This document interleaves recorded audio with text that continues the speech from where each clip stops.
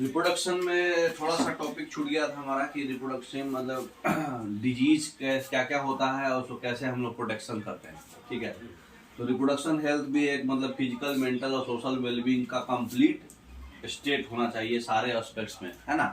तो उसमें बहुत सारा इन्फेक्शियस डिजीज है जो सेक्सुअली कॉन्टैक्ट से फैलता है।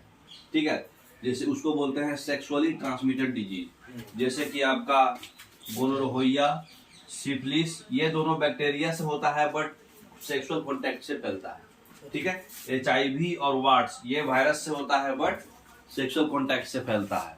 तो ये आपको एग्जाम में आते रहता है, इसलिए आपको इतना बेसिक मालूम होना चाहिए। नेक्स्ट उसके बाद कुछ कुछ कॉन्ट्रासेप्टिव्स है जिससे हम अपने मतलब रिप्रोडक्शन को मतलब ये डिजीज को बचा सकते हैं।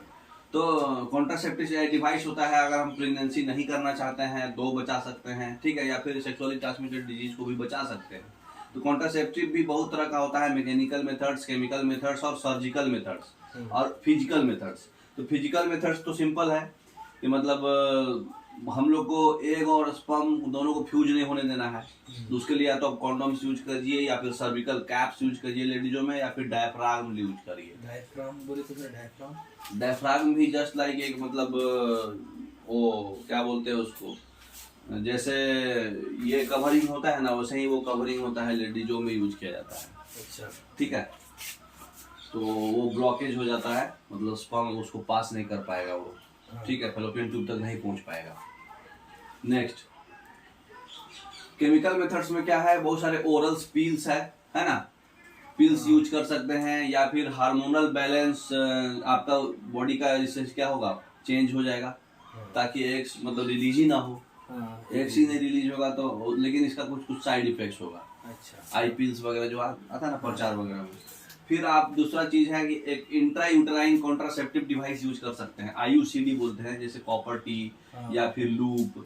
ये यूट्रस में डाल दिया जाता है ताकि प्रेगनेंसी हो ही ना। एक सर्जिकल मेथड्स है जिसको हिंदी में नसबंदी बोलते लोग, वैसेक्टोमी या ट्यूबेक्टोमी। वैसेक्टोमी में मेल्स में वास डिफरेंस को ब्लॉक कर दिया जाता है, काट करके बांध दिया जाता है और ताकि ट्रांसफर ही ना हो, है ना, स्पर्म का ट्रांसफर ही नहीं होगा। और ट्यूबेक्टोमी में फीमेल्स को फैलोपियन ट्यूब को ब्लॉक कर दिया जाता है, काट करके बांध दिया जाता है, तो ट्यूबेक्टोमी होता है। ठीक है, तो ये ऐसा मेथड्स है जिससे कि हम लोग सेक्सुअली ट्रांसमिटेड डिजीज या फिर अनअवॉइडेबल या फिर अनवांटेड प्रेगनेंसी रोक सकते हैं।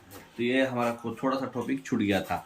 ठीक है, अच्छा टॉपिक है हमारा हेरेडिटी एंड इवोल्यूशन। हेरेडिटी से क्वेश्चंस ज्यादा आता है, इवोल्यूशन से कम आता है, बट उसको भी थोड़ा थोड़ा देखना है। इसको साइड कर दो पूरा।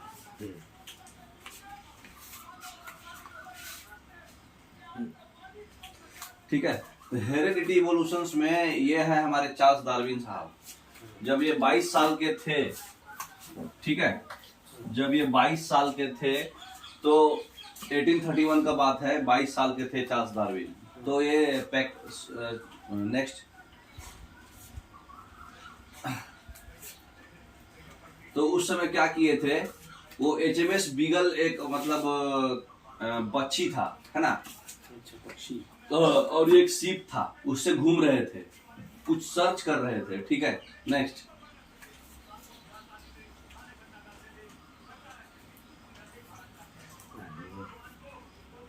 तो वहां पर वो एक क्या है, एक फेमस गैलापागोस आइलैंड, 1835 का बात है। 1835 में फेमस गैलापागोस आइलैंड में गए, वो वहां पर पूरा सर्च किए। ठीक है, नेक्स्ट,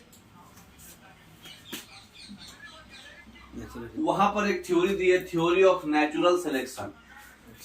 1835 में गैलापागोस आइलैंड में एक ईगल, है ना, वहां पर थ्योरी ऑफ नेचुरल सिलेक्शन दिए। ठीक है, next, theory of natural selection जो है वो अपने बुक में बताए थे। उनका बुक था the origin of species, Charles Darwin. Origin of species में by means of natural selection, theory of natural selection का बुक इसमें बताए थे, तो origin of species Charles Darwin के द्वारा। ठीक है, नेक्स्ट, उसमें वो बताए थे बहुत सारे मतलब एनिमल्स के लोगों में बताए थे कि मतलब सर्च किए थे कि वो लोग कैसे मतलब नेचुरली अपना सेलेक्ट करते हैं अपने हिसाब से रहने का प्लेस, है ना। तो उसी में हम बताए थे कि मतलब एक एनिमल जो है बहुत सारा ऑर्गेनिज्म प्रोड्यूस करता है। नेक्स्ट, तो वही बताए थे डार्विन्स कि जितना भी ऑर्गेनिज्म है वो रिप्रोड्यूस करते हैं प्रोलिफिकली, मतलब बहुत तेजी से और बहुत ज्यादा। ठीक है, नेक्स्ट फिगर दिखा रहा है ना, बहुत ज्यादा है सबका। तो उसी में बताए थे कि जितना भी ऑर्गेनिजम्स जो है आपस में लड़ाई भी करते हैं, कॉम्पीट भी करते हैं, एक लाइफ थ्रेटनिंग मैनर में एक दूसरे से कॉम्पीट करते हैं। देखिए सब बच्चे, कुत्ता लड़ रहा है, यहाँ बंदर लड़ रहा है ना। नेक्स्ट, तो जितना ओनली दो ऑर्गेनिज्म सस्टेन कर पाते हैं जो मतलब विनिंग कॉम्पिटिशन्स में मॉडिफाई कर पाते हैं। जैसे देखिए यहाँ पर रेड वाला बहुत सारा था, लेकिन रेड वाला बहुत कम बच रहा है, क्योंकि ऊपर वाला जो है क्रो, एक कौवा आया और इनको उठा के ले गया, क्योंकि दूर से दिखाई दे रहे थे ये। अच्छा। तो जो कॉम्पिटिशन्स को जीतने के लिए अपने आप को मॉडिफाई कर पाता है वही लोग सस्टेन कर पाते हैं, बाकी आपस में सब कम्पीट करते रहते हैं। ये बताया गया इसमें। ठीक है, नेक्स्ट तो नेक्स्ट डार्विन थ्योरी जो है ये वाइडली एक्सेप्ट किया गया बहुत लंबे समय तक। थोड़ा पीछे करिए तो क्या था, ये बताए थे चार्ल्स डार्विन थ्योरी और लामार्क थ्योरी का कंपैरिजन बताया गया है कि चार्ल्स डार्विन थ्योरी जो होता है वो मतलब न्यू स्पीशीज, मतलब चार्ल्स डार्विन थ्योरी बताए थे कि ऑर्गेनिज्म जो है रिप्रोडक्शन करके न्यू स्पीशीज देगा, है ना, जिसका अपना एक स्पेसिफिक कैरेक्टर रहेगा। ठीक है, नेक्स्ट, ये इनका थ्योरी ऑफ नेचुरल सिलेक्शन, वो बताए थे कि हर आदमी अपने नेचुरल तरीके से मतलब सिलेक्ट करेगा और मतलब जो जीत पाएगा आपस में compete करेगा, और जो जीत पाएगा मॉडिफाई कर पाएगा अपने आप को वही सस्टेन कर पाएगा, है ना। यही था उनका ओरिजिन ऑफ न्यू स्पीशीज, है ना। नेक्स्ट, वाइडली एक्सेप्ट किया गया। तो चार्ल्स डार्विन को एक जगह हम लोग लिख लेते हैं। देखिए कुछ ऑब्जेक्शंस दिया गया चार्ल्स डार्विन की थ्योरी के अनुसार। नेचुरल सिलेक्शन ही सिर्फ ओनली फैक्टर नहीं है इवोल्यूशन के लिए। अच्छा, ये बताए कि नेचुरल सिलेक्शन ओनली फैक्टर नहीं है इवोल्यूशन के लिए। चार्ल्स डार्विन ये नहीं बता पाए, ये मेंशन नहीं किए कि यूजफुल और यूजलेस मॉडिफिकेशंस क्या होता है। आप अपने बॉडी को जैसा यूजलेस रखिएगा तो वो यूजलेस हो जाएगा, यूजफुल करिएगा तो यूजफुल हो जाएगा, अपने हिसाब को मॉडिफाई करने के लिए। अच्छा। तो वो आपको लामार्क बताए। लामार्क, हाँ, तो नेक्स्ट, तो चार्ल्स डार्विन थ्योरी जो है वाइडली एक्सेप्ट हुआ, बट कुछ एक्सेप्शंस हो गया। जो मतलब चेंजेस जब आता है, नेचुरल सिलेक्शन तो है, इवोल्यूशन का रिस्पॉन्सिबल फैक्टर है, बट चार्ल्स डार्विन ये नहीं बताए कि यूजफुल और यूजलेस मॉडिफिकेशंस क्या होता है बॉडी का। जैसे आदमी जिम जा रहा तो अपने बॉडी को यूज कर रहा तो उसका वो क्या हो जाएगा, बॉडी उस हिसाब से मसल्स चेंज होगा। तो जो आप बॉडी को यूज करेंगे उस हिसाब से मसल्स चेंज हो जाएगा, जो बॉडी को आप नहीं यूज करेंगे उस हिसाब से मसल्स मॉडिफाई करेगा। तो वो चीजें जो है चार्ल्स डार्विन नहीं बता पाए। और फिर ये भी नहीं बता पाए कि जो चेंजेज आ रहा है, स्लो चेंजेज हो चाहे अब्रप्ट चेंजेज हो, बॉडी में जो अब्रप्ट चेंजेज या स्लो चेंजेज हो रहा है वो क्यों हो पा रहा है, उसको एक्सप्लेन नहीं कर पाई है। अच्छा, खाली यही बताए कि भाई नेचुरल सिलेक्शन है, और जो मतलब मॉडिफाई करने के लिए जो जीतता जाएगा वो सरवाइव करेगा, आपस में सब कम्पीट करते रहता है, जो नहीं जीतेगा वो मर जाएगा। नेक्स्ट, चार्ल्स डार्विन थ्योरी के बाद एक और साइंटिस्ट आए, जीन बैप्टिस्ट लामार्क। ठीक है, ये काम किए जो है मॉर्फोलॉजिकल चेंजेस जो बॉडी में आ रहा था उस पर काम किए। लामार्क जो है वो बताए कि भाई आदमी एक्टिविटी करता है या फिर लेजीनेस रहता है, उसके एक्टिविटी के हिसाब पे, ऑर्गेनिज्म के हिसाब से एक थ्योरी दिए। नेक्स्ट, क्या क्या चेंजेस होगा, तो जो हमारा मॉर्फोलॉजिकल चेंजेस होगा, या तो आप एक्टिविटी करिएगा या तो लेजीनेस में रहिएगा, तो उसके हिसाब से आपको मॉर्फोलॉजिकल चेंजेस आएगा, वही रिस्पॉन्सिबल होगा इवोल्यूशन का। ये कंसेप्ट को बोले प्रिंसिपल ऑफ यूज और डिस यूज ऑफ ऑर्गन। आप ऑर्गन्स को यूज कर रहे हैं या डिस यूज कर रहे हैं, उस हिसाब से आपका मॉडिफाई करेगा। नेक्स्ट, तो ये दिखाया कि एक जिराफ है, पहले इसका जो लेंथ था गर्दन का वो छोटा हुआ करता था, धीरे धीरे वो अपने गर्दन को उठाते गया तो यूज करते गया, तो नेक्स्ट स्लाइड में आपको दिखाया कि उसका गर्दन बड़ा हो गया। देखिए नेक ऑफ जिराफ जो है बहुत लंबा हो गया, क्योंकि वो अपना नेक को क्या कर रहा है, एक्सटेंड करता है जनरेशन बाय जनरेशन। जो एक्सटेंड करते गया तो अपना बॉडी को यूज किया, तो यूज करा तो वो बढ़ते चला गया, मॉडिफिकेशन हुआ, उसमें मॉर्फोलॉजिकल चेंजेज आया। नेक्स्ट, फिर ये बताए ये आदमी लोहार है, ये कंटिन्यूअस लोहा पीटते जा रहा है, तो इसका शोल्डर्स देख रहे हैं कितना तगड़ा है। तो ये शोल्डर्स इसका स्ट्रांग हो गया आयरन स्मिथ का। क्यों? क्योंकि वो फ्रीक्वेंट हैमरिंग मूवमेंट कर रहा है। तो फ्रीक्वेंट हैमरिंग मूवमेंट कर रहा है तो इसका शोल्डर्स अच्छा हो गया। मतलब इसके मॉर्फोलॉजिकल चेंजेस क्यों आया? ड्यू टू बॉडी यूज, ये अपने बॉडी को यूज करा। अच्छा, ठीक है, जैसे उसमें जिराफ का नेक क्यों यूज हुआ? क्योंकि वो हमेशा एक्सटेंड करते गया, ऊपर की ओर चढ़ते गया। ठीक है, नेक्स्ट फिर ये देखिए, ये बर्ड्स है, वर्ड्स, ये बर्ड्स का विंग्स जो है, जैसे ऑस्ट्रिच हो चाहे ईमू हो, कमजोर होते जा रहा है क्योंकि अपने विंग्स को ये यूज नहीं कर रहा है, उड़ने में यूज नहीं कर रहा। तो धीरे धीरे इसका फिगर्स जो है आपका कमजोर होते जा रहा है क्योंकि ये नो यूज हो रहा है। नेक्स्ट, फिर देखिए ये बर्ड्स का जो लेग्स है, स्वान, ठीक है, स्वान भी है और डक भी है, दोनों दिखाया गया है। दोनों जो है स्विमिंग के लिए यूजफुल हो रहा है, ये पानी में रहते हैं तो ये पानी में जो है अपना जो है मतलब क्या बोलते हैं, लेग्स को यूज कर रहा है कंटिन्यूअस। तो यूज कर रहा है इसलिए इसका यूजफुल हो रहा है स्विमिंग के लिए। नॉर्मली बर्ड्स तो स्विमिंग नहीं करता, बट ये अपने अपने लेग्स को स्विमिंग के लिए इस्तेमाल कर रहा हो, इसलिए इसको यूज हो रहा है।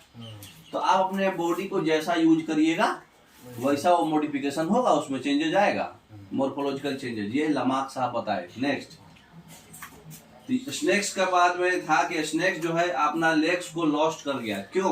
क्योंकि वो कंटिन्यूअस जो है गड्ढे में ही रहा, तो यूज नहीं किया पैर का, तो इसलिए उसका पैर ही नहीं रहा। अच्छा, सारा हड्डी ही यूज हो गया, खत्म हो गया। तो ये मॉडिफिकेशन हुआ नो यूज की वजह से। तो आप यूज करेंगे या नो यूज करेंगे उसके हिसाब से आपके बॉडी में मॉडिफिकेशन आएगा, चेंजेज होगा, मॉर्फोलॉजिकल चेंजेस। नेक्स्ट, ठीक है, देखिए स्नेक्स जो है बोरो में ही रह गया, यूज नहीं किया पैर का। नेक्स्ट, हड्डी नहीं रहा, तो इसको बोलते हैं एक्वायर्ड कैरेक्टर्स, जो एक जनरेशन से दूसरे जनरेशन ट्रांसफर होगा। ये एक बात बोले थे जो बाद में गलत साबित हुआ। मतलब जरूरी नहीं है आप कंटिन्यूअस जो है मतलब जैसे जिराफ का देखे कि ट्रांसफर हो रहा है, लेकिन आप कंटिन्यूअस जो है कोई आदमी कंटिन्यूअस बॉडी यूज करके बॉडी बिल्डिंग बन गया, मसल्स उसका स्ट्रांग हो गया, तो उसका बच्चा का भी मसल स्ट्रांग होगा क्या? ऐसा कुछ जरूरी नहीं है। लेकिन ये एक्वायर्ड कैरेक्टर सही है, आप कैरेक्टर्स को एक्वायर्ड कर सकते हैं यूज और नो यूज करके। ठीक है, थ्योरी ऑफ इनहेरिटेंस और थ्योरी ऑफ एक्वायर्ड कैरेक्टर दो चीज होता है। इनहेरिटेंस बोले तो ऑटोमेटिक हमारा जनरेशन से ट्रांसफर हो रहा है, और एक्वायर्ड कैरेक्टर मतलब आप बॉडी को यूज करके एक्वायर्ड कर रहे हैं। लेकिन ये बोल रहे हैं कि जो एक्वायर्ड कैरेक्टर है वो भी ट्रांसफर होगा अगले जनरेशन को। ये बाद में गलत साबित हुआ। नेक्स्ट, ये लामार्किज्म बोला गया कि भाई जो एक्वायर्ड कैरेक्टर है वो ट्रांसफर होगा एक जनरेशन से दूसरे जनरेशन। नेक्स्ट, तो ये जो ये कैरेक्टर जो होगा एक दूसरे से जनरेशन से ट्रांसफर होगा। नेक्स्ट, तो और उनका डी जनरेशन होगा अगर नहीं यूज करेंगे तो। ठीक है, तो ये बात सही हुआ कि स्पेस जो ऑर्गन्स का डेवलपमेंट हो रहा है अगर आप यूज कर रहे हैं तो, स्पेसिफिक एक्टिविटी कर रहे हैं तो, और नहीं यूज कर रहे हैं तो डी जनरेशन भी हो रहा है। ये बात इनका वाइडली एक्सेप्ट हुआ। जैसे चार्ल्स डार्विन का नेचुरल सिलेक्शन ऑफ थ्योरी का जो था वो भी वाइडली एक्सेप्ट हुआ था, लेकिन ये एक्सेप्ट नहीं हुआ था कि भाई चेंजेस क्यों आ रहा है, अब्रप्ट चेंजेस क्यों आ रहा है, वो नहीं एक्सप्लेन कर पाए थे, है ना। बॉडी यूज और नो यूज की वजह से जो चेंजेस हो रहा है वो भी नहीं एक्सप्लेन कर पाए थे। तो ये एक्सेप्ट कर लिया सब लोग कि चलो भाई हम अगर बॉडी को यूज कराएंगे तो उसका डेवलपमेंट होगा, नहीं यूज कराएंगे तो डिजेनरेशन होगा। ये एक्सेप्ट हो गया। लेकिन ये बोल रहे थे कि वो अगले जनरेशन में ट्रांसफर भी होगा, तो वो एक्सेप्ट नहीं किया गया। नेक्स्ट, तो ये जो कैरेक्टर्स जो होगा ट्रांसफर होगा ये रिजेक्ट कर दिया गया, है ना। नेक्स्ट, देखिए अब जरूरी तो नहीं है कि जो बॉडी बिल्डर है उसका बच्चा ऑटोमेटिक बॉडी बिल्डर पैदा होगा, है? तो ये रिजेक्ट हो गया। नेक्स्ट, तो ये वेरीफाई किया गया बहुत सारा टाइम्स कि जो मॉडिफिकेशंस जो आप ला रहे हैं अपने बॉडी में यूज और नो यूज करके वो ट्रांसफर नहीं होता है नेक्स्ट जनरेशन में। ठीक है, नेक्स्ट देखिए इसमें एक्सपेरिमेंट करके वो चेक भी किए। क्या किए, दो चूहा को लिए, फीमेल और मेल को, और दोनों को पूंछ ही कट कर दिए। पूंछ कट कर दिए, हाँ, उनका टेल्स को कट कर दिए तो नेक्स्ट जनरेशन को टेल्स पूरा आया, उनका टेल्स कटा हुआ नहीं आया। हाँ। इसका मतलब कि आप कुछ मॉर्फोलॉजिकल चेंजेस करेंगे उसके बॉडी में तो अगले जनरेशन को ट्रांसफर नहीं होगा। आप अपने डेवलपमेंट और डीजनरेशन करा सकते हैं यूज नो यूज करके, अच्छा। लेकिन वो ट्रांसफर नहीं होगा नेक्स्ट जनरेशन को। अच्छा। तो एक्सपेरिमेंट के लिए 20-25 साल तक कंटिन्यू चूहा को ही लिए। चूहा ही क्यों लिए? क्योंकि इनका लाइफ कम होता है, इसके बारे में अध्ययन करना आसान है। मतलब ये मर गया, कोई दूसरा नया पैदा हुआ, उस पर भी आसानी से अध्ययन कर सकते, इसलिए वो रैट्स को ही पकड़े, और स्मॉल भी होता है तो हर मामले में ये फिट हो रहा था इनको एक्सपेरिमेंट करने के लिए। तो इसलिए 2 रैट्स को, एक फीमेल मेल्स को क्या किए, इसका टेल्स को कट कर दिए और चेक किए तो देखे कि नेक्स्ट जनरेशन में उनका टेल्स ऑटोमेटिक फुल आ रहा है, कटा हुआ नहीं आ रहा है। इसका मतलब कि वो ट्रांसफर नहीं हो रहा है जनरेशन वाइज, है ना, मॉडिफिकेशन। नेक्स्ट, इसका मतलब कि लामार्किज्म थ्योरी यहाँ पर डिसअप्रूव हो गया, है ना। जो इसमें पूछी कटा हुआ था, अगला वाला को पूछी पूरा है। नेक्स्ट, तो एक जगह हम किया हुआ है सारा लामार्क थ्योरी। लामार्क थ्योरी बताए कि ड्यू टू एक्टिविटीज और laziness of organism morphological changes आएगा। अगर आप एक्टिविटी करिएगा तो डेवलप होगा, है ना। तो ये रिस्पॉन्सिबल है क्या चीज के लिए? इवोल्यूशंस के लिए। तो ये आप एक्टिविटी कीजिएगा और लेजीनेस करिएगा, है ना। तो ये कंसेप्ट को क्या बोला गया? प्रिंसिपल ऑफ यूज और डिस यूज ऑफ ऑर्गन्स। हम ऑर्गन्स का यूज और डिस यूज कर रहे हैं। ये भी बोले कि जिराफ का नेक जो है टू लॉन्ग हो गया, है ना, वो अपने टॉल प्लांट्स का कंटिन्यूअस वो ब्राउजिंग करते गया, ऊपर उठाते गया, एक्सटेंड करते गया नेक को, तो सबल जनरेशन तक हुआ। उसी तरह से जो आयरन स्मिथ था उसका शोल्डर जो है वो स्ट्रांग होते गया क्योंकि वो फ्रीक्वेंट हैमरिंग मूवमेंट करते गया। जैसे बर्ड्स था ऑस्ट्रिच का और इमू का, वो कमजोर होते गया क्योंकि वो नो यूज में था, है ना। फिर बर्ड्स लेग्स का कुछ बर्ड्स का कुछ लेग्स था, जैसे स्वान और डक का, वो यूजफुल हुआ स्विमिंग में क्योंकि वो पानी में रह करके उसको यूज किया, है ना। स्नेक्स जो है अपना लेग्स क्यों लॉस कर गया? क्योंकि वो बोरोइंग फूड हैबिट में था, कंटिन्यूअस जो है अंदर ही रहता था जमीन के अंदर, उसको यूज नहीं किया लेग्स को। तो ये सब एग्जांपल जो है बता रहा है किस चीज का? एक्वायर्ड कैरेक्टर, जो आप यूज और नो यूज करके एक्वायर किए हैं, जो और वो ट्रांसफर होगा एक जनरेशन से दूसरे जनरेशन। थोड़ा ऊपर कर लीजिए। तो जो डेवलपमेंट हो रहा है ऑर्गन्स का, जो स्पेसिफिक एक्टिविटीज करके और डीजनरेशन हो रहा है नो यूज करके, ये वाइडली एक्सेप्ट हुआ। लेकिन जो ट्रांसफर होगा जो एक्वायर्ड कैरेक्टर एक जनरेशन से दूसरे जनरेशन, वो रिजेक्ट हो गया, ठीक है। क्योंकि ये वेरीफाई किया गया बहुत टाइम की मॉडिफिकेशन जो हमारे अंदर आ रहा है वो नेक्स्ट जनरेशन को नहीं हो रहा है ट्रांसफर। तो इतना चीज तो हम लोग पढ़ चुके हैं। नेक्स्ट, डार्विन थ्योरी को भी देख लीजिए, एक लाइन में लिखा हुआ है। डार्विन थ्योरी क्या बोले थे कि सारा ऑर्गेनिज्म जो है वो रिप्रोड्यूस करेगा प्रोलिफिकली, माने दबा के बहुत ज्यादा मात्रा में, है ना। और जितना भी ऑर्गेनिजम्स है एक दूसरे से कम्पीट करेगा लाइफ थ्रेटनिंग मैनर में, और ये कंपटीशन में वही ऑर्गेनिज्म सस्टेन कर पाएगा जो मॉडिफिकेशंस जो है कंपटीशन जीतने के लिए शो करेगा। जो जैसे दिखाए थे ना, वो लाल वाला कंपटीशन में नहीं आ पाया क्योंकि उसको उठा के लेके चल गया। उसके बाद जो है सस्टेनिंग और सिलेक्टेड ऑर्गेनिज्म जो है अपना रिप्रोडक्शन परफॉर्म कर सकता है और न्यू स्पीसीज को जन्म देगा, उसका अपना स्पेसिफिक कैरेक्टर्स रहेगा, है ना। तो डार्विन थ्योरी जो नेचुरल सिलेक्शन है वाइडली एक्सेप्ट हुआ, लेकिन कुछ ऑब्जेक्शंस था इनका। पहला खाली नेचुरल सिलेक्शन ही एक्सेप्टेड हुआ, बाकी ये एक्सप्लेनेशन नहीं कर पाए यूजफुल और यूजलेस मॉडिफिकेशन जो हो रहा था। लामार्क थ्योरी उसको किए, थोड़ा सा एक्सपेरिमेंट इंप्रूव किए लामार्क, है ना। और ये भी नहीं बता पाए कि स्लो चेंजेज और अब्रप्ट चेंजेज क्यों हो रहा है। अच्छा, तो डार्विन थ्योरी और लामार्क थ्योरी समझ गए अच्छे से, ठीक है। अब हम लोग देखिए इवोल्यूशन और थोड़ा डीप में जाते हैं, कैसे कैसे कौन कौन जानवर आया, ठीक है। तो 7 करोड़ ईयर्स अगो, 7 करोड़ साल पहले डायनासोर आया था। अच्छा, ठीक है। तो 7 करोड़ साल पहले डायनासोर आया, वो मतलब बाद में एक्सटिंक्ट हो गया। नेक्स्ट, तो लास्ट डायनासोर था जो डिसअपियर हो गया 7 करोड़ साल पहले, ठीक है। तो बोला जाता है कि श्रीव, फिर बाद में एक श्रीव आया। श्रीव एक मतलब चूहे जैसा जानवर है जो है, मतलब उसके बाद जो है मंकी लाइक एनिमल्स आया, ठीक है। पहले डायनासोर आया, 7 करोड़ साल पहले की बात हो रही है। डायनासोर आया, फिर वो डिसअपियर्ड हो गया, एक्सटिंक्ट हो गया, फिर श्रीव आया और उसके बाद मंकी लाइक एनिमल्स आया। हाँ, नेक्स्ट 4 करोड़ साल पहले फिर अफ्रीका में एक ऐसा मतलब जानवर आया, मंकी जैसा, देखो दिख रहा ना, हाँ, इसका नाम नेक्स्ट, इसका ये इनका जो टेल था वो डिसअपियर हो गया मंकी का, और इनका जो ब्रेन था थोड़ा डेवलप हो गया, और हाथ पैर भी थोड़ा इंप्रूव हो गया। हाँ, तो मंकी लाइक एनिमल्स में थोड़ा सा देखा गया कि जैसे लंगूर, ऐप और मंकी में क्या फर्क होता है, बस ऐप को टेल नहीं होता है। हाँ, हाँ, तो 4 करोड़ साल पहले अफ्रीका में इनका जो टेल है वो डिसअपियर्ड हो गया, और ब्रेन का इन्लार्जमेंट हुआ, और उनका हैंड्स इंप्रूव हो गया। ठीक है, थोड़ा सा चेंजेस आया। नेक्स्ट, तो उनको हम लोग बोलते हैं इजिप्टोपिथेकस।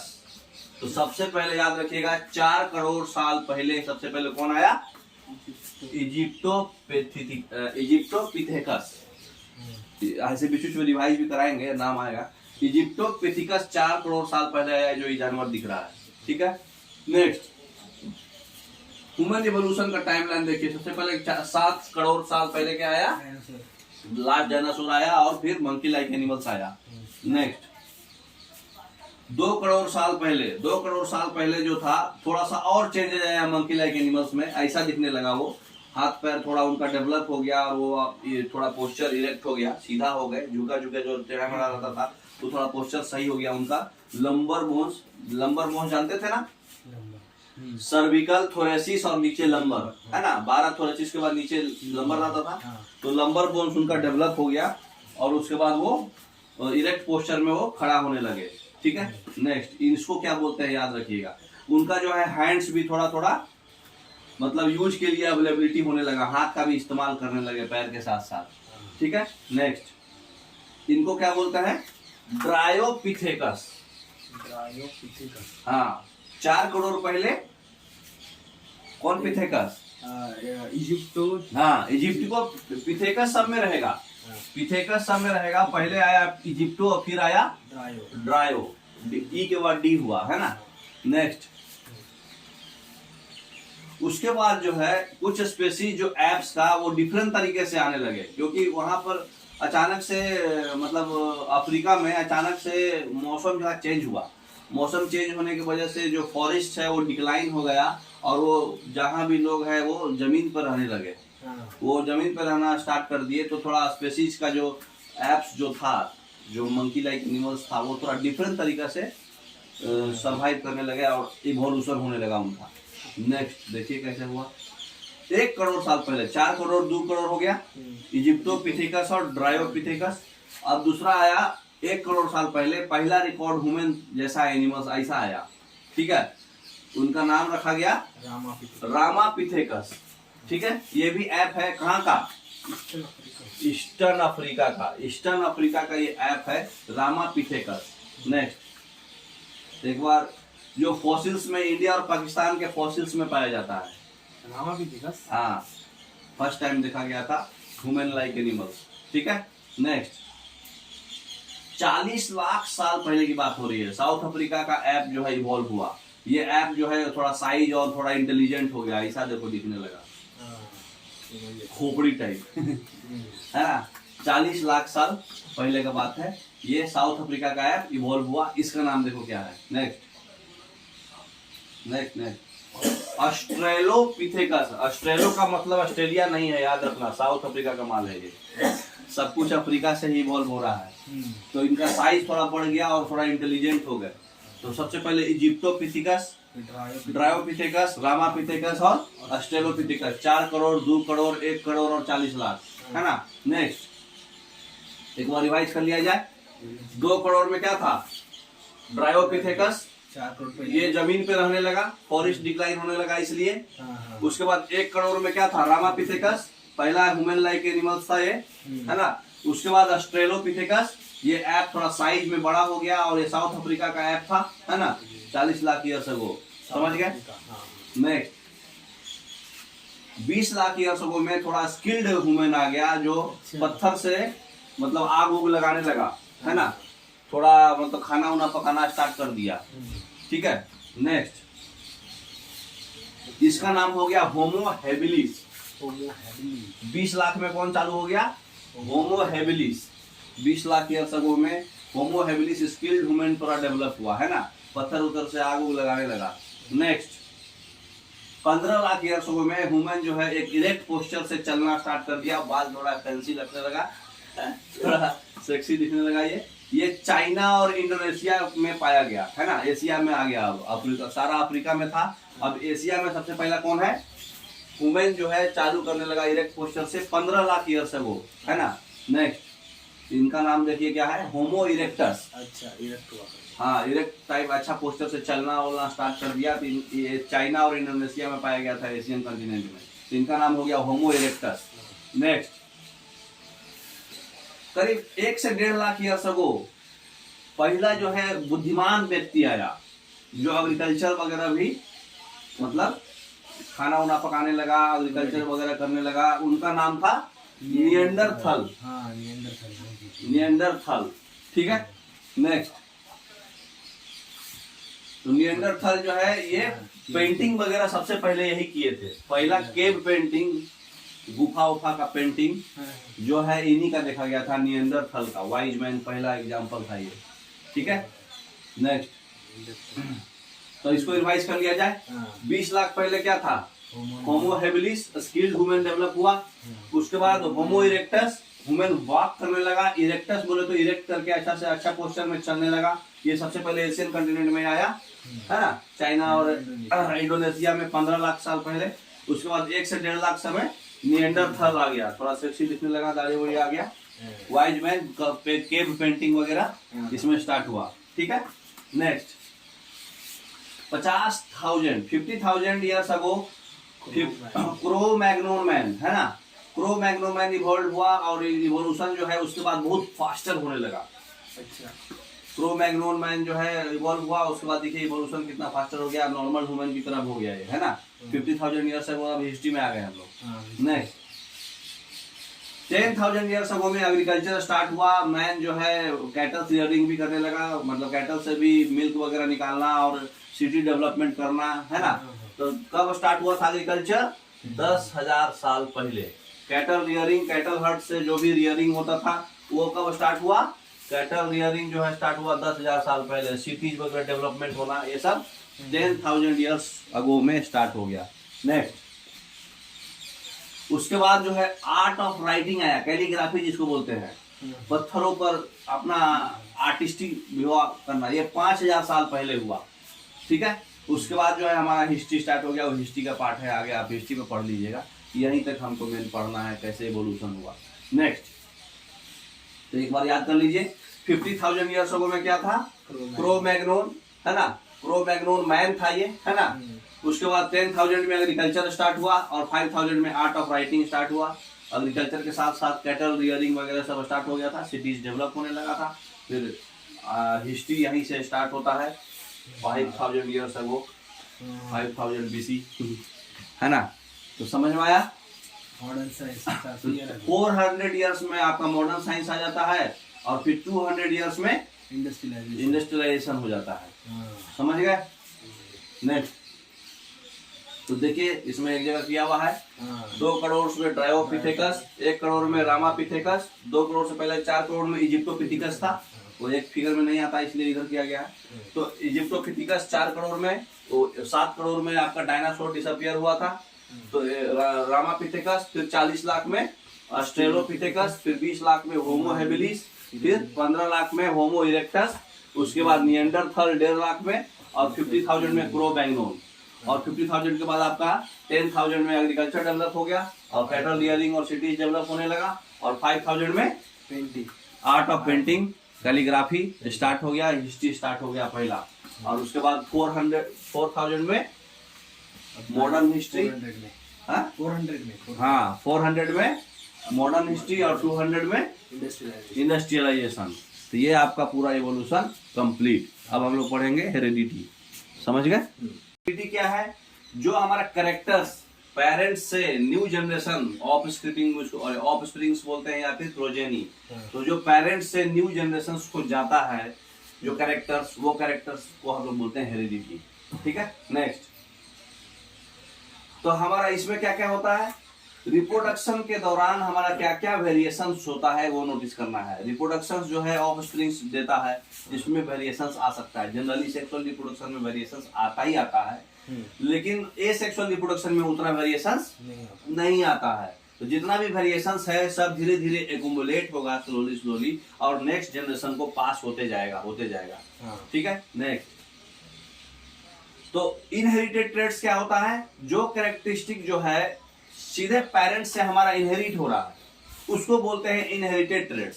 सीधे पेरेंट्स से ही हमारा ट्रांसफर होके आ रहा है। जैसे हमारा आंख का कलर जैसा पिताजी का होगा चाहे दादाजी का होगा वैसा ही होगा, स्किन का कलर वैसा ही होगा। अगर पेरेंट्स का ब्राउन और ब्लैक आईज है तो ऑफस्प्रिंग भी हो सकता है कि ब्राउन और ब्लैक या फिर कॉम्बिनेशन हो दोनों का। तो इसको बोलते हैं इनहेरिटेड ट्रेड्स, मतलब खुद से बच्चा एक्वायर नहीं किया कुछ भी अपने मॉर्फोलॉजिकल चेंजेस से, ये इनहेरिटेड है, ऑटोमेटिक आपके पेरेंटल से आया है। ठीक है। नेक्स्ट,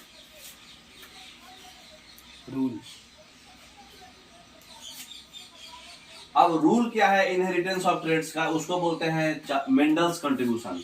मेंडल साहब एक मटर पे एक्सपेरिमेंट किए थे तो उसमें बताए कि जो रूल्स है इनहेरिटेंस का, ऐसे मतलब ट्रेड्स का ह्यूमन बीइंग्स में, वो रिलेटेड क्या है, फादर और मदर दोनों पे डिपेंड करेगा।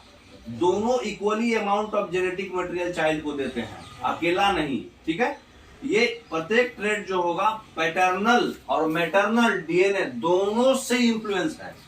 पैटर्नल डीएनए से भी है और मैटरनल डीएनए से भी है। तो इनका पूरा नाम था ग्रिगोर जोहान मेंडल। मेंडल को फादर ऑफ जेनेटिक्स भी बोलते हैं क्योंकि ऐसा पायोनियर थे जो अपने साइंस से और मैथमेटिक्स नॉलेज से यूज करके लॉ ऑफ इनहेरिटेंस दिए थे। वो पी प्लांट्स पे, पी का जो साइंटिफिक नेम होता है पाइसन सताइवम, एक्सपेरिमेंट किए थे। तो पी प्लांट्स पे एक्सपेरिमेंट करके बताए थे कि जो हमारा कैरेक्टरिस्टिक्स है ह्यूमन बीइंग का, ऑफस्प्रिंग्स का, जो इनहेरिटेड कैरेक्टरिस्टिक्स होता है वो पेरेंट्स पे डिपेंड करता है, दोनों पे, मैटरनल और पैटर्नल डीएनए दोनों पे equally amount of genetic material transfer होता है, कंट्रीब्यूशन होता है। नेक्स्ट, तो क्यों मेंडल पी प्लांट को ही लिए थे? क्योंकि पी प्लांट आसानी से ग्रो कर जाता है, उनका लाइफ स्पैन कम है, उसके बारे में स्टडी करना आसान होगा और इनका 7 कंट्रास्टिंग कैरेक्टर था। ठीक है। 7, ये बार एग्जाम में आता है, 7 कंट्रास्टिंग कैरेक्टर्स था। देखिए क्या क्या था। नेक्स्ट, पहला सीड का शेप। सीड का शेप जो है 2 कैरेक्टरिस्टिक रखा गया है, डोमिनेंट कैरेक्टरिस्टिक और रिसेसिव कैरेक्टरिस्टिक। तो डोमिनेंट थोड़ा छोटा कर दीजिए, क्लियर पिक्चर नहीं आ रहा। हाँ, सीड का शेप। सीड का शेप में क्या था? सीड का शेप पहला था, सीड का शेप बोलते जाएंगे, आप वो सुन लेना। ठीक है। थोड़ा और इधर ले लीजिए, हल्का हल्का, ताकि इधर नंबरिंग कर दे हम। 7 कैरेक्टरिस्टिक्स में देखिए आपका पहला क्या है, सीड का शेप। तो सीड का शेप जो था, पी प्लांट्स में 7 कंट्रास्टिंग कैरेक्टर्स की वजह से इनको चुना गया था और इनका लाइफ साइकिल कम का है, आसानी से ग्रो भी करता है, इसलिए चूज किए थे। तो इनका सीड का शेप में 2 कैरेक्टरिस्टिक देखा गया है, डोमिनेंट और रिसेसिव। तो डोमिनेंट में जो है ज्यादातर राउंड सी शेप आता था, लेकिन कभी कभार रिंकल्ड भी आता था। डोमिनेंट उसको बोलते हैं जो ज्यादातर हो रहा है। तो डोमिनेंट है आपका राउंड होता था कभी शेप उसका, बीज का, मटर का, और कभी कभी रिसेसिव में देखा जाता था कि रिंकल्ड भी होता था, है ना। उसके बाद सीड का कलर, दूसरा क्या था, सीड का कलर। तो सीड का कलर जो है कभी कभी क्या था, ये हो गया शेप, ये हो गया कलर। तो सीड का कलर कैसा था, ज्यादातर देखा गया था येलो, लेकिन कभी कभी ग्रीन भी, है ना। उसके बाद सीड का कोट कलर, मतलब सीड का जो ऊपर का जो कोट होता है ना, वो भी, तो वो कभी कभी देखा गया था कि कलरफुल रहता था, कलर्ड होता था, या फिर व्हाइट रहता था। रिसेसिव में व्हाइट होता था। ठीक है। उसके बाद पॉड शेप, पॉड शेप तीसरा हो गया। चौथा पॉड शेप। पॉड शेप कभी कभी इन्फ्लेटेड रहता था और कभी कभी कंस्ट्रिक्टेड रहता था, चिपका चिपका, चिपटा चिपटा, मतलब देख रहे ना, मटर का दाना का बाद दब गया, फिर उठा, फिर दब गया, तो कॉन्स्ट्रिक्टेड बोलते हैं। इन्फ्लेटेड मतलब खुला हुआ शुरू से। तो पॉड का शेप मतलब उसके दाने का शेप, है ना। तो पॉड का शेप जो है इन्फ्लेटेड होता था और कॉन्स्ट्रिक्टेड होता था। उसके बाद पॉड का कलर, पॉड का कलर का कैसा देखा गया, कभी ग्रीन, ज्यादातर ग्रीन और कभी कभार येलो, है ना। डोमिनेंट में ग्रीन रहता था। तो क्या रहेगा ये भी पूछता है एग्जाम में, इसलिए डिस्कशन हो रहा है इस पर, 7 पे पूछेगा एग्जाम में। ठीक है। फिर छठा क्या है, flower position position, flower position. तो फ्लावर पोजीशन जो है एक्सियल हाँ वो एक्सियल होता था या फिर टर्मिनल होता था, या तो एंड पे होगा या फिर एक्सियल होगा या फिर टर्मिनल होगा, या एंड पे होगा या फिर सीधा लंबा लंबा लॉन्गिट्यूडल डायरेक्शन में होगा, है ना। और सातवां क्या था, स्टेम स्ट्रेंथ, उसका जो तना है स्टेम है उसका स्ट्रेंथ कैसा होगा, लेंथ सॉरी स्ट्रेम लेंथ। तो स्ट्रेम का लेंथ कैसा था, डोमिनेंट में तो लॉन्ग था और कभी कभी शॉर्ट भी था, रिसेसिव में शॉर्ट भी था। तो समझ में आ गया ये। एक बार इसको लिख दे रहे हैं, क्लियर पिक्चर नहीं दिख रहा है। राउंड, ये आपका रिवाइज भी हो जाएगा, है ना। तो ये आपका सीड का शेप में राउंड और रिंकल, ठीक है। सीड का कलर में आपका डोमिनेंट में येलो और ऐसे ग्रीन। याद रखिए इसका उल्टा जाएगा आगे वाला, ये देख रहे हैं। यहाँ पर क्या है, पॉड का कलर में ग्रीन डोमिनेंट में है और येलो रिसेसिव में है। और आपका क्या बोलते हैं, सीड का कोट का जो है ये कलर्ड होता था डोमिनेंट में और ऐसे व्हाइट होता था, है ना। और ये आपका पॉड का शेप जो है डोमिनेंट में इन्फ्लेटेड रहता था और कभी कभी कॉन्स्ट्रिक्टेड भी रहता था, ठीक है। और आपका लेंथ जो है डोमिनेंट में लॉन्ग है और ऐसे शॉर्ट या ड्वार्फ बोलिए, है ना, तो शॉर्ट है, ठीक है। तो ये आपका 7 कंट्रास्टिंग कैरेक्टर्स है पीच का, जो एग्जाम में बहुत आता है, ठीक है। नेक्स्ट,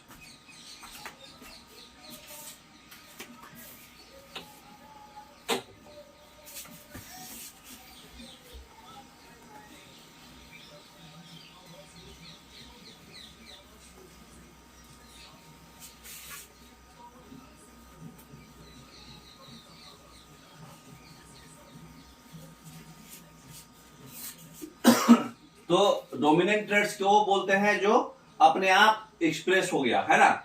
और रिसेसिव ट्रेड्स वो बोलते हैं जो अपने आप एक्सप्रेस नहीं हुआ बल्कि मतलब जनरेशन में प्रेजेंट है ना, ठीक है। नेक्स्ट इसमें और होगा। अब देखिए जीन क्या होता है। जीन जो होता है हेरिडिटी का एक यूनिट है जो मतलब कैरेक्टर्स को ट्रांसफर करता है पेरेंट्स से ऑफस्प्रिंग्स में, बोले तो जस्ट लाइक डीएनए। तो एक हेरिडिटी का ही यूनिट है जो ट्रांसफर होता है कैरेक्टर्स, जो ट्रांसफर करता है कैरेक्टर्स को, है ना। एलील क्या होता है, ये एक जीन का ही डिफरेंट फॉर्म है। जैसे आपका टी एलील ये टॉलनेस के लिए, स्मॉल टी एलील ड्वार्फनेस के लिए। बिग लिख दिए तो टॉलनेस हो गया, स्मॉल लिख दिए तो ड्वार्फनेस हो गया। तो बस ये कुछ नहीं है, जीन को हम एक फॉर्म में बता दिए हैं, डिफरेंट फॉर्म एलील। फेनोटाइप क्या है, ये जो मतलब हमारा फिजिकल अपीयरेंस आ रहा है गिवन ऑर्गेनिजम्स का, वो ऑब्जर्वेबल क्या फिजिकल अपीयरेंस हो रहा है, वो टॉल है, राउंड है या फिर ड्वार्फ है। तो ऑब्जर्व जो हो रहा है फिजिकल अपीयरेंस, जो ऑब्जर्वेबल फिजिकल अपीयरेंस है, ये आपका क्या कहलाता है, फेनोटाइप। और जीनोटाइप क्या होता है, एक कोड दिया गया है, जेनेटिक कोड दिया गया है जो गिवन फेनोमेना का रिस्पॉन्सिबल है, ठीक है। तो एक जेनेटिक कोड दे दिया गया है जो रिस्पॉन्सिबल होगा गिवन फेनोमेना का, वो जेनेटिक कोड है जीनोटाइप, ठीक है। हर चीज का एक कोड डाला गया है, ठीक है। नेक्स्ट, तो क्रॉस कराया गया, मेंडल्स का एक्सपेरिमेंट में एक क्रॉस हुआ, मोनो हाइब्रिड क्रॉस और डाई हाइब्रिड क्रॉस। तो मोनो हाइब्रिड क्रॉस में दो पी प्लांट्स को कॉन्ट्रास्टिंग कैरेक्टर्स जिसका अलग अलग था उसको आपस में क्रॉस कराए, तो ये क्रॉस को बोलते हैं मोनो हाइब्रिड क्रॉस, ठीक है। वो क्या किए, प्योर टॉल प्लांट्स को लिए और प्योर ड्वार्फ प्लांट्स को लिए। तो टॉल प्लांट्स का जीनोटाइप हो जाएगा डबल टी, प्योर है तो, और प्योर ड्वार्फ है तो दोनों स्मॉल टी, ठीक है। तो दोनों को क्या किए, पी प्लांट्स को लेके क्रॉस पोलिनेशन कराए और एक पहला जनरेशन को चेक करे, ठीक है। फर्स्ट फिलियल जनरेशन, उसमें फिगरेशन में F1 जनरेशन उसको नाम दिए, तो देखे कि खाली टॉली प्लांट्स आया, ठीक है। मेंडल फिर क्या किए, प्लांट्स को F1 जनरेशन को फिर से पोलिनेशन कराए और F2 जनरेशन प्राप्त किए। तो न्यू अभी जो है सारा प्लांट्स टॉल नहीं मिला, पहले जनरेशन में सारा प्लांट्स टॉल मिला, लेकिन सेकंड जनरेशन में टॉल में नहीं मिला। नेक्स्ट एक्सपेरिमेंट में क्या हुआ, निष्कर्ष देखिए।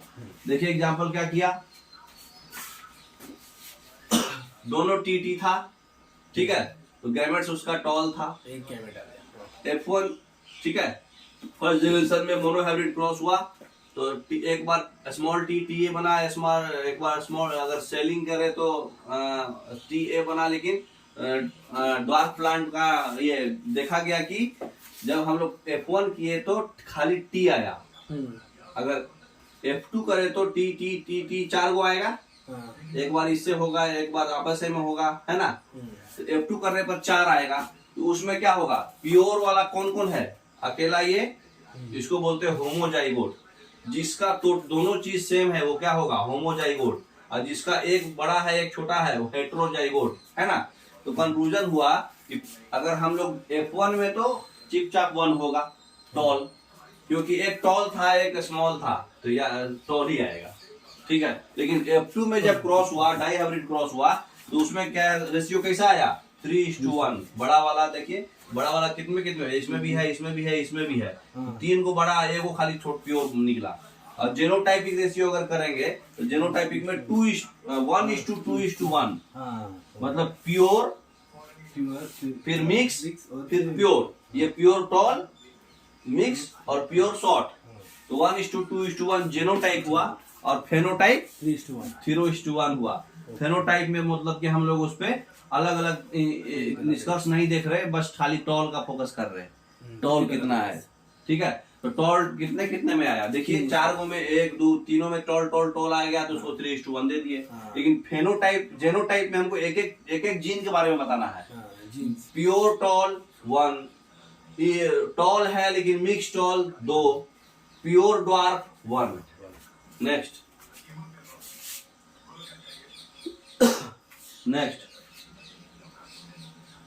फिर डाई हाइब्रिड क्रॉस कराया गया, एक ऐसा क्रॉस जिसमें 2 प्लांट्स में 2 कंट्रास्टिंग कैरेक्टर्स का हम लोग 2 प्लांट्स लिए, उसका डाई हाइब्रिड क्रॉस कराए। तो वो पी प्लांट जो है राउंड येलो सीड ले लिए, और अगला वाला हम लोग रिंकल और ग्रीन सीड ले लिए, ठीक है।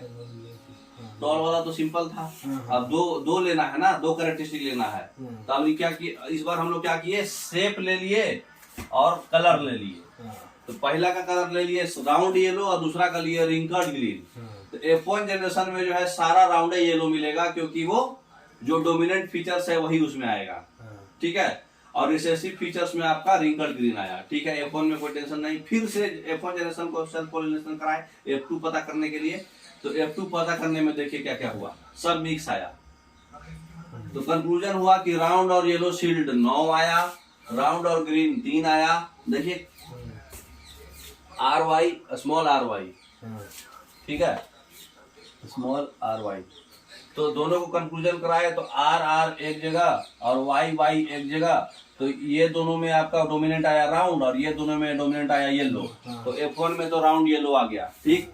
लेकिन अब बारी बारी से करेंगे 4 का, तो 2 चारों एक ना, फिर मतलब एक स्मॉल R 2Y ऐसे करके 16 डिजिट बनेगा, जैसे हेड टेल का करते हो, तो 16 बनेगा, है ना। जितना लोगे उसका आसपास बनेगा, 2 लोगे तो 4 बनेगा, जैसे 4 अभी बना था, 4 लोगे तो 16 बनेगा। तो 16 बना, तो 16 में नोटिस किया गया कि राउंड एंड येलो कितना सीड निकला। तो राउंड एंड येलो देखो, 1 2 3 4 5 6 7 8 9, सब में राउंड एंड येलो है, तो राउंड एंड येलो निकला 9। उसके बाद देखा गया round and green, round and green देखिए इसमें है 1 2 3 4 नहीं रिंकल है, रिंकल है। राउंड एंड ग्रीन ये वाला, round green round green round green, तो ये कितना हो गया 3। उसके बाद wrinkled and yellow, wrinkled and yellow, हाँ रिंकल एंड येलो में देखो, ये है रिंकल येलो, ये है रिंकल येलो, और ये है रिंकल, ये तो रिंकल ग्रीन है। तो ये रिंकल येलो में 3 हो गया, और टोटली रिंकल ग्रीन मतलब टोटली अकेला एक ही रहेगा। तो ये रेशियो कैसा हुआ, जेनोटाइपिक फेनोटाइपिक रेशियो 9:3:3:1। हाँ, तो ये आप याद ही रखिएगा, ठीक है। नेक्स्ट, तो कैसे ये ट्रेड्स एक्सप्रेस हुआ, सेलुलर डीएनए है आपका इंफॉर्मेशन सोर्स। कोई भी प्रोटीन आपका बनाने में आपका डीएनए का रोल होता है। बॉडी में जो प्रोटीन बनता है वो डीएनए से बनता है, ठीक है। तो डीएनए से बॉडी में प्रोटीन बनता है। और दूसरा चीज है जो हमारा सेक्शन है डीएनए का, वो हमको मतलब एक प्रोटीन्स के लिए इंफॉर्मेशन प्रोवाइड करता है, उसको बोलते हैं जीन ऑफ दैट प्रोटीन। सिर्फ सिंगल प्रोटीन्स के लिए जो हमारा इंफॉर्मेशन प्रोवाइड हो रहा है, फॉर वन प्रोटीन्स के लिए जो प्रोवाइड हो रहा है उस प्रोटीन का जीन बोलते हैं इंफॉर्मेशन को। हाँ, तो जो प्लांट का हाइट है वो डिपेंड करता है कि प्लांट का हार्मोन्स कितना अमाउंट में है। अमाउंट ऑफ प्लांट हार्मोन्स जो है वो डिपेंड करता है कि उसको बनाया कैसे गया है, उसका इफिशियंसी कैसा है, ठीक है। तो सेलुलर डीएनए जो है प्रोटीन्स बनाता है जैसे कि एंजाइम्स, और इफिशिएंटली काम करता है, ज्यादा हार्मोन प्रोड्यूस करता है, इसलिए प्लांट स्टॉल हो जाता है। इसीलिए जीन्स हमारा कैरेक्टरिस्टिक्स और ट्रेट्स को कंट्रोल करता है। तो हमारा जीन्स सारे चीज को कंट्रोल करता है, ट्रेट्स और कैरेक्टरिस्टिक्स को, ध्यान रखिएगा ये बात, ठीक है। नेक्स्ट, अब सेक्स डिटरमिनेशन कैसे करते हैं? तो कोई भी ऑफस्प्रिंग्स का जो जेंडर डिटरमिन करना है, जो मेल है कि फीमेल, उसको हम लोग बोलते हैं सेक्स डिटरमिनेशन। क्या क्या फैक्टर्स रिस्पॉन्सिबल है सेक्स डिटरमिनेशन के लिए? पहला इन्वायरमेंटल फैक्टर्स।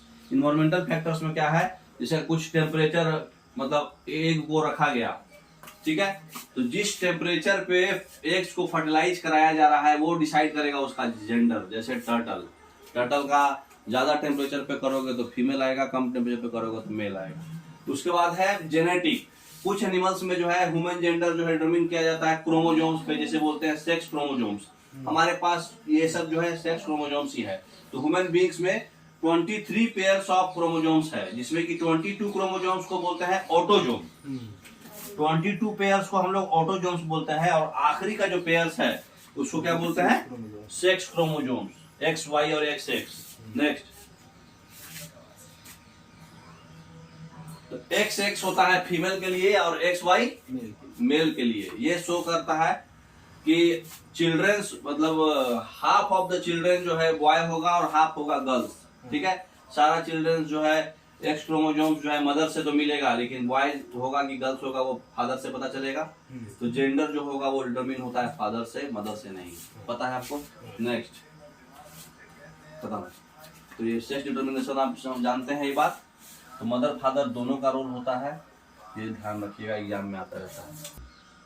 तो आ जाइए क्वेश्चंस पे। Mendel's conducted his famous breeding experiments by working on कौन सा plant?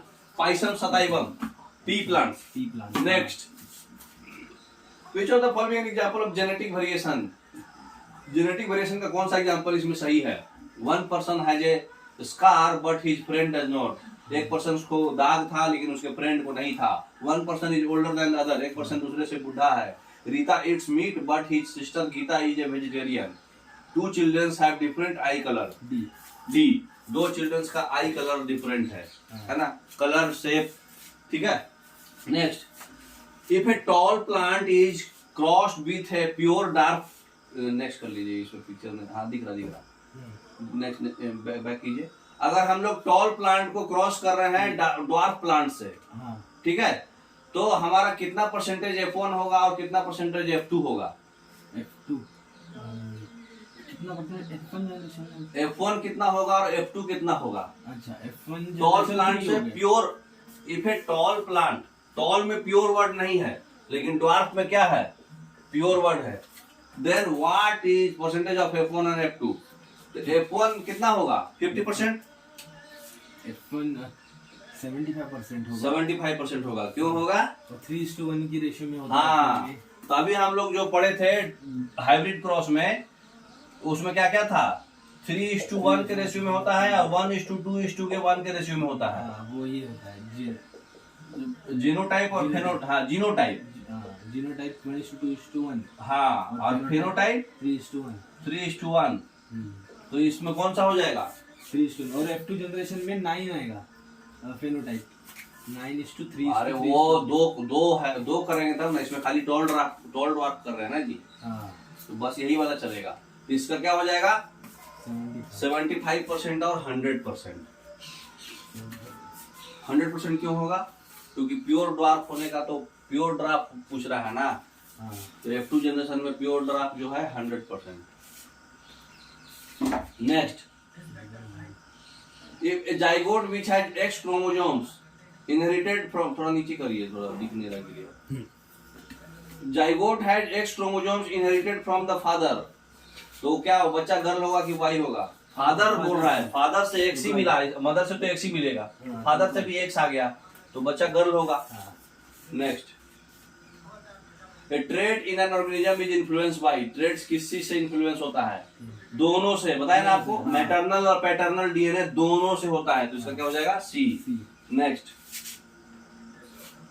if a round green seeded pea plant RRYY is crossed with a wrinkled yellow seeded pea plant, her seeds produce in F1 generation. F1 generation में तो round and yellow ही होगा, पहला ही होगा, तो round and yellow. Next, in a peach, pure tall plant is crossed with a short plant. The ratio of pure plants to short plants is ratio of pure tall, T1 is 3:1. फंस गए. In F2 generation, question पढ़ो क्या बोल रहा है. Ratio of pure tall plants. Pure tall plants कितना होता है? pure tall plants 1:1. अरे जब आपका क्या रहेगा? टी स्मॉल टी और स्मॉल टी, ये चार चीज में प्योर टॉल कौन होगा? एक ही होगा ना प्योर टॉल, और प्योर ए भी एक ही होगा, तो 1:1 हो जाएगा ना. तो क्वेश्चन पढ़ना है वर्ड ध्यान से, समझ गए? इसमें फंसना नहीं है, पहला ही ऑप्शन फंसाएगा. इन F2 जनरेशन बोल रहे हैं सर. हाँ, F2 में ना, F2 में ना ये 4 को बनता है. F1 में तो चुपचाप खाली टॉल ही होता है. F2 में तो F1 में तो 100% होगा.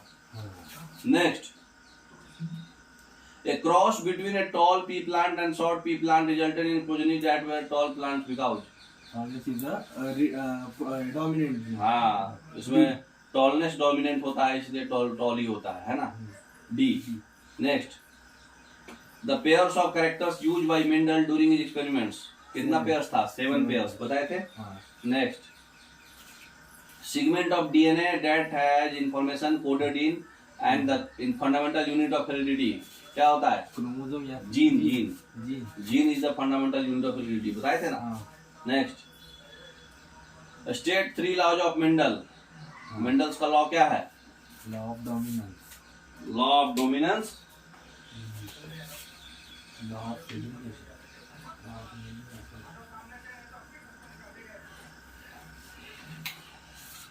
याद रखिएगा. ये पहला है लॉ ऑफ डोमिनेंस. जब दो डिसिमिलर फैक्टर्स ऑफ कैरेक्टर्स को हम लोग ऑर्गेनिज्म में अगर प्रेजेंट है डिसिमिलर कैरेक्टर्स, है ना, तो डोमिनेंट फैक्टर जो होगा ज्यादा मतलब ओनली सिर्फ एक्सप्रेस करेगा और रिसेसिव फैक्टर एक्सप्रेस नहीं करेगा. F1 में खाली डोमिनेंट ही आता है. प्रिंसिपल ऑफ सेग्रीगेशन में बोल रहा है कि 2 फैक्टर्स है कैरेक्टर का, उसको अगर हम एक टाइम ऑफ गैमेट फॉर्मेशन के समय सेपरेट करेंगे तो प्रत्येक गैमेट जो होगा सिर्फ एक ही फैक्टर उस कैरेक्टर का लेगा. ठीक है, या तो XX या तो XY, माने सिर्फ X लेगा या तो सिर्फ Y लेगा, दोनों नहीं लेगा. तो गैमेट फॉर्मेशन के समय में सिर्फ एक ही फैक्टर को उस कैरेक्टर का लेगा. और प्रिंसिपल ऑफ इंडिपेंडेंट असॉर्टमेंट, ये प्रिंसिपल बोलता है कि इनहेरिटेंस ऑफ 2 और मोर पेयर ऑफ कॉन्ट्रास्टिंग ट्रेड्स अगर हम हो रहा है इस तरह से होगा कि एक पेयर जो होगा इंडिपेंडेंट होगा दूसरे पेयर से. मतलब जो कैरेक्टर्स है वो जरूरी नहीं है कि एक दूसरे पे डिपेंडेंट नहीं होगा. सारा कैरेक्टर्स जो होगा कॉन्ट्रास्टिंग कैरेक्टर्स जो होता है वो इंडिपेंडेंट होता है, पुराने कैरेक्टर से डिपेंड नहीं होता है. तो 3 चीज होता है, एक इंडिपेंडेंट असॉर्टमेंट, एक सेग्रीगेशन और एक डोमिनेंस. 3 लॉ होता है इनका. ठीक है. Next, a cross between a tall plant and a short plant resulted in progeny that were tall plants as, क्योंकि टॉलनेस डोमिनेंट ट्रेट होता है. Next, who have a perfect pair of sex chromosomes. Perfect pair of sex chromosomes. Boys. Perfect pair. XX होता है. Girls. Next, a cross between tall plants and short plants resulted in tallness. Next, ये तो tallness is dominant 10 हो गया. If a normal cell of human body contains 46 pair of chromosomes, then number of chromosomes in sex cell कितना होगा? If a normal cell, अच्छा 46, 23, number of chromosomes in sex cell of human beings is mostly like to be, बताइए कितना होगा? 6 chromosome तो 2 ही होगी ना sir? 4 हो जाएगा ना जी, दुगना कर दिया ना, 23 पेयर को 46 पेयर कर दिया। हाँ। Next, which of the following strongly indicates that bird and dinosaurs are closely related? Bird और डायनासोर्स क्यों रिलेटेड है? क्योंकि दोनों के पास फीदर्स होता है ना? फीदर्स की वजह से। हाँ, डायनासोर्स भी फीदर्स है, बर्ड्स भी फीदर्स है ना? नेक्स्ट, इन पीज, नेक्स्ट कीजिए, इसमें नहीं कटा। In peas pure tall plant is cross with a short plant, pure short plant है ना? तो ratio of pure tall plant to pure short plant F2 में क्या होगा? अभी बताए 1:1, प्योर वाला पूछा है। प्योर 1:1। हाँ, next, which is the only one characteristic of parents that has been inherited by the children? कौन सा इनहेरिटेड होता है? Cut nose, techniques of swimming, deep scar on chin, snub nose. Snub nose, टेढ़ा नाक रहेगा तो उसका भी होगा। नेक्स्ट, अच्छा क्वेश्चन आगे था, नेक्स्ट पीछे कीजिए। Which of the following is not one of the directly conclusion that can be drawn from Mendel's experiment? Mendel's experiment से क्या हम लोग conclusion नहीं निकाल पाएंगे? Next, only one parental is expressed, 2 copies of each trait is inherited sexually. Both for recessive traits to be expressed, both copies should be identical. Natural selection can alter frequency of inherited traits. 2 copy, प्रत्येक trait का 2 copy inherited होता है sexual reproductive organism में, है ना? हाँ। और parental trait भी एक ही एक्सप्रेस होगा, डोमिनेंट वाला, है ना? ए हमारी ज्यादा सुटेबल ए है, ठीक है? Next, which one is the possible progeny in F2 generation of pure bread toll plant with round seeds and short plant with wrinkled seeds? क्या चांसेस है F2 जनरेशन में ज्यादा होने का? टॉल प्लांट तो होगा ही। Tall plant with round seeds, हाँ, सारा होगा, सारा होगा।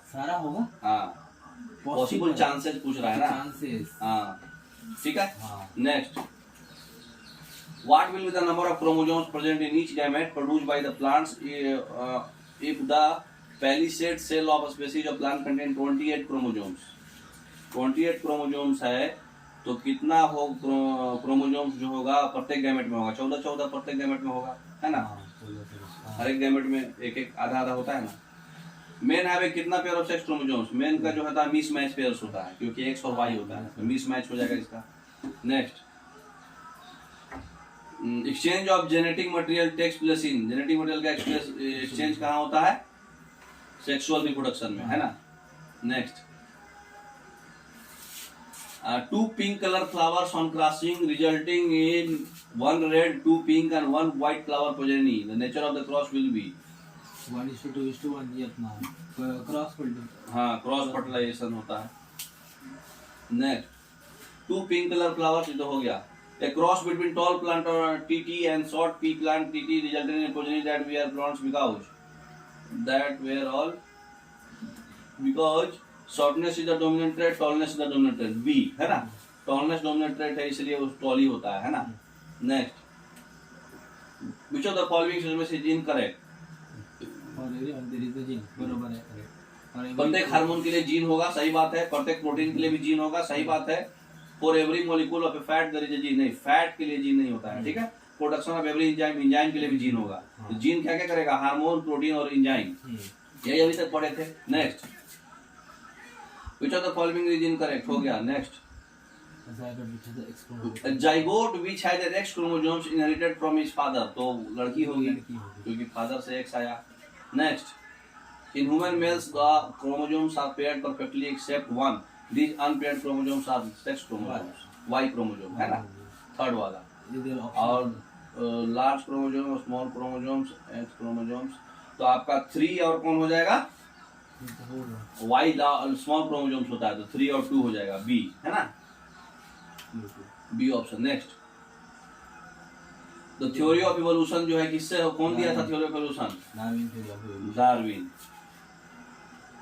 In humans, if gene B gives brown eyes and gene B gives small b gives blue eyes, what will the color of eyes of the person have in combination? ये अपना blue, मतलब brown ही होगा। Brown.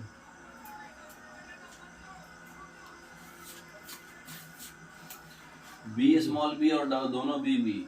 Brown ही होगा दोनों में, cross combination. Dominant character capital B है ना, brown हाँ। And brown, blue and brown, blue brown and blue, brown and brown, ठीक है। Brown and brown. सी दोनों डोमिनेंट आएगा। Next, 2 pea plants with one round green seeds and another with wrinkled yellow seeds produce F1 progeny that have round yellow seeds. When F1 plants are self, the F2 progeny have new combinations characters. Choose the new combination from the following. New combination में सब रहेगा, है ना।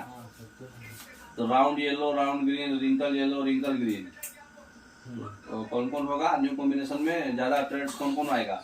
Round yellow और round yellow और दूसरा वाला कौन था? रिंकल येलो, है ना। तो 1 and 3 हो जाएगा। Next, A trait in an organism is influenced by, trait किससे होता है? दोनों मैटरनल और पैटर्नल दोनों डीएनए से इन्फ्लुएंस होता है ना। Next, there is an inbuilt tendency of variation during reproduction. क्यों? इधर ने डीएनए कॉपी, सेक्सुअल रिप्रोडक्शन और एरर इन डीएनए को, हाँ डीएनए कॉपिंग में error. Next, the two version of a trait which are brought in by the male and female gametes are situated, कहाँ पर होता है? सेक्स क्रोमोसोम में, XY है ना। Select the statement that describe the characteristic of genes. Genes are specific sequence of bases in a DNA molecule. हाँ सही है पहला। नेक्स्ट, टाइम वेस्ट मत कीजिए। Which of the following gives a survival advantage and changes the frequency of inherited trait? Natural selection या genetic drift? क्या है आपका ट्रेड्स का इनहेरिटेशन का?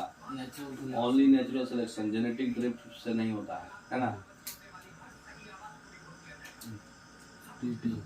डबल टी और स्मॉल डबल टी दोनों को क्रॉस किया गया तो प्योर टॉल प्लांट से शॉर्ट प्लांट्स का रेशियो क्या होगा? 1:1। प्योर टॉल और टू शॉर्ट। क्रॉस 9:3:3:1 होता है ना। 4 पॉसिबल फेनोटाइप, ये एग्जांपल किस चीज का है? डाई हाइब्रिड क्रॉस, है ना।